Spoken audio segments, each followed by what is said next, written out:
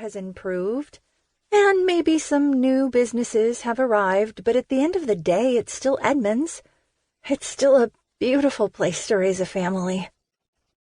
There was a small hitch in her voice, and he wondered if she was thinking about their past dreams of raising their own children in this town.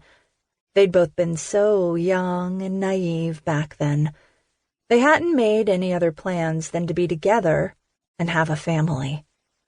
Right now, that dream sounded just about perfect. Angela Lincoln approached their table, a big smile on her lips.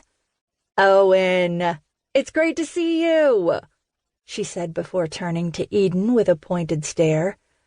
"You've been avoiding me," she said. Angela worked for Arden part-time, and apparently was also working at the cafe. Owen knew his brother had offered her raises, but she was a woman determined to prove herself, especially as a single mother, and she'd told Arden she'd only accept raises in appropriate amounts, that her son was now in school, and she could work 2 jobs. What amused all the brothers was how much her stubbornness seemed to bother their oldest brother, Declan. Owen was waiting for the fireworks to start up between the two of them. He had a feeling he wasn't going to be waiting long. "I'm sorry," Eden told her. "I've been sort of reclusive lately."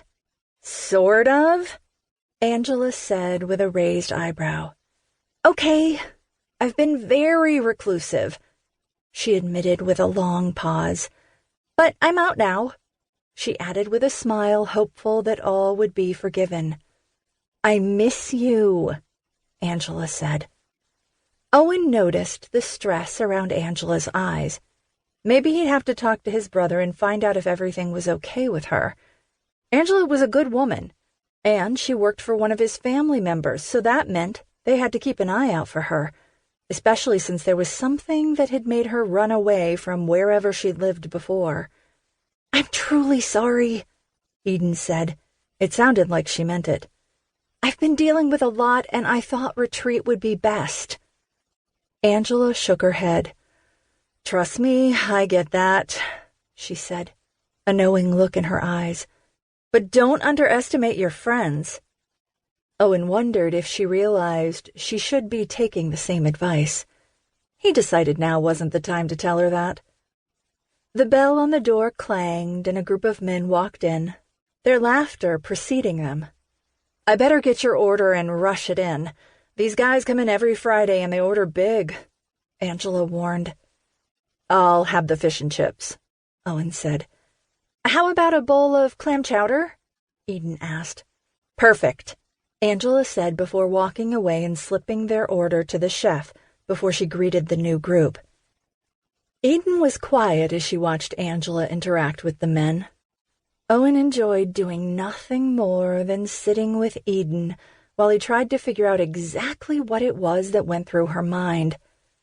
"You sort of got in trouble," he pointed out after a few moments. She turned her attention back to him with a slight turning of her lips. "Yeah, I guess I did," she said. "So I'm not the only person you're holding at bay." "I guess not," she told him with a shrug. She wasn't offering anything more. "Angela's pretty stubborn. I don't know why she's working 2 jobs when my brother has offered her a raise," Owen grumbled. He must have said the wrong thing, because Eden's shoulders stiffened as her eyes narrowed. She took a drink of water before replying. He thought it might be best to just wait to hear what she was going to say. "Not all women are damsels in need of rescuing. Maybe some of us want to save ourselves," she finally said. "And maybe sometimes it takes a stronger person to admit they can't do it alone," he quickly replied. They sat there in a standoff for a few moments, neither willing to back down. What was wrong with wanting to help someone you cared about? He didn't get it. Before he could open his mouth and put his other foot in it, the door clanged open, and Owen automatically turned to see who'd come in. It was Eric. He spotted them and quickly weaved through the tables as he approached.